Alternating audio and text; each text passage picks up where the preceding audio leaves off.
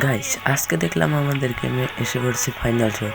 আমরা ফাইনাল শটটি বের করার জন্য প্রথমত আমার ডায়মন্ডটি ক্লেম করে নিচ্ছি। ক্লেম করে নেওয়ার পর আমি আমার ক্যারেক্টারটা ঠিক আছে, এখন লাক রয়্যালে চলে যাব।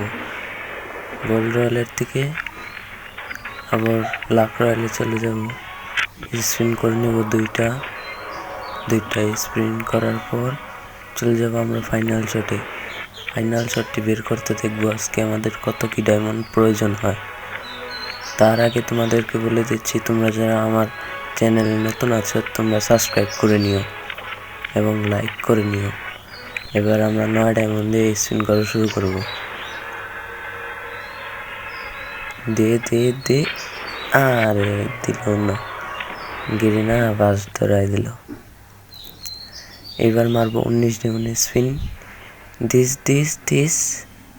দিয়ে দে গিরিনা, দিয়ে দিয়েছে। ফাইনালি গাইস, ফাইনাল শট বের করে নিলাম মাত্র 19 ডায়মন্ডে। তোমরা দেখতেই পেলে। তোমরা কয় ডায়মন্ডে বের করেছ তার একটা স্ক্রিনশট দিয়ে যেও।